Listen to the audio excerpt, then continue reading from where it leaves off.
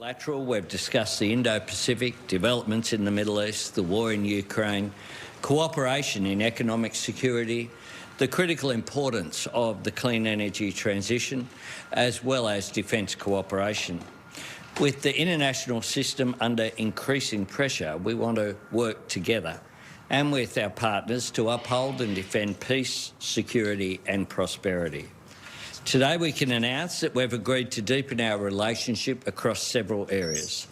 Building on our joint declaration of intent on critical minerals that we signed last year, we have agreed to increase collaboration on critical minerals through a range of measures. Pursuing common positions on key critical minerals issues, increasing alignment between Australia's critical minerals strategic reserve and Canada's defence stockpiling regime, working together to shape emerging markets, as well as Australia joining Canada's G7 Critical Minerals Production Alliance.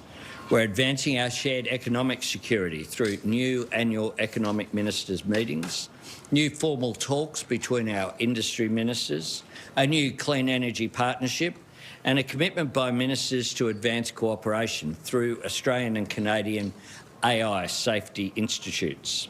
We will strengthen our defence and security cooperation through a new biannual Defence Ministers meeting, continuing our collaboration on the development of Arctic over-the-horizon radar system, Australia's largest ever defence export. We're expanding our institutional connections through a joint declaration of intent between our National Emergency Management Agency and the Public Safety Canada organisation to boost what has been a long-standing cooperation over many years, and a new annual emergency ministers meeting as well. In addition to that, the reinvigoration of the Canada-Australia Public Policy Initiative, development with the Canada-Australia Polar Science Partnership, and greater cooperation between the Canadian Space Agency and the Australian Space Agency on Canada's wildfire SAT mission. Mr Prime Minister, all Australians are forever grateful for the brave contribution that Canadian firefighters have made each year. But in particular, some of our darkest moments were the black summer of 2019-2020. As long-standing partners and friends, we have so much to build on our relationship. And as middle powers in what is a complex world, we recognise that we can work together and with all partners to shape it for the better. So I thank you and Mrs Fox Carney as well as your delegation for your visit here to Australia. I look forward to the further dialogue that we'll have this afternoon. Myself and Jodie look forward to hosting you this evening for dinner. And Toto will be there as well, our little dog. So I hope that's okay. She will hunt down who the weakest is in your pack to beg for food. I assure you she is not starving. We have a great relationship. It's been made even stronger by your presence here. Thank you. And I'd welcome some remarks. Thank you very much. Well, I too am not starving after even 48 hours in Australia. And Prime Minister, I want to thank you, Jody, thank your colleagues for your graciousness in hosting myself and my colleagues here. You have more than reciprocated for the hospitality we extended as part of the G7, and to repay the debt, our door is always open to you and anyone from Australia to visit Canada. I'll remind on June the 13th, the Socceroos are playing in Vancouver, so I'll be there. Welcome you off the plane for having seen them in action in the fall. A great victory at that point. In seriousness, it was a deep honour to address the Australian Parliament, and thank you very much for extending that. Le Canada et l'Australie Canada and Australia are close partners. Our armed forces train together, exchange information, and we have trade exchanges that is continually increasing. We are also parliamentarian democracies. We have many things in common, as I said, a common heritage, but what distinguishes our partnership, our friendship, is how we have built on those foundations.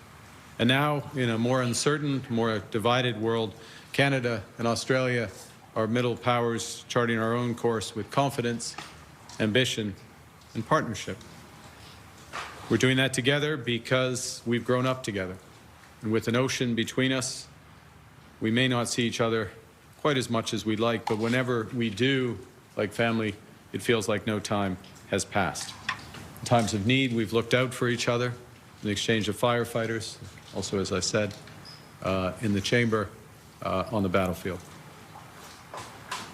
It's on these foundations we're building. Canada is building partnerships abroad. In the past just under 1 year, we've signed 20 new economic and security partnerships across 4 continents. But in that mission, all those partnerships are not created equal. We turn to our most trusted allies, Australia first and foremost amongst them, those who share our values of democracy, freedom, and sovereignty. In my very first week as Prime Minister, we spoke. We announced our partnership on the world-leading over-the-horizon radar system developed by Australia that will detect, deter, and defend threats in Canada's Arctic. Since then, our governments have worked on several key initiatives. As the Prime Minister just referenced, Australia helped launch the G7 Critical Minerals Alliance, a group we're reinforcing today. In November, we launched a trilateral partnership with India on AI and innovation, a partnership we accelerated this past week in India. So whether it's in trade, security, critical minerals, getting Vegemite back on the shelves, Canada. Very important. That's probably the biggest legacy past year. Canada and Australia are getting big things done together.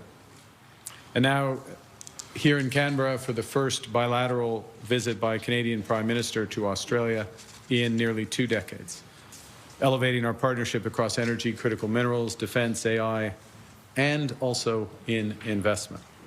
We know that middle powers must work together to build up our sovereignty in these key strategic sectors. We're also building our defense capabilities across the next generation of drones, surveillance aircraft, cyber, AI. We're developing sovereign AI capabilities so we're not caught between the hyperscalers and the hegemons. And in a world where access to capital is increasingly weaponized, we're leveraging our pension funds and our supers to be a force multiplier. Yesterday, when I was in Sydney, I had the opportunity to meet with some of Australia's largest institutional investors, including the IFM, who announced their intention to invest up to $10 billion in Canada. 2 sovereign nations, 2 proud democracies. Prime Minister Albanese, as you said in the chamber, we may look to different skies, North Star in our hemisphere, the Southern Cross in yours. I'm glad to see the Canadian connection there with the flag. But as you said today, we are at our very best when we look over our wide horizons. For when we do, we find a partner who shares our history, our values, and our ambitions to build. Thank you very much, my friend. Merci beaucoup.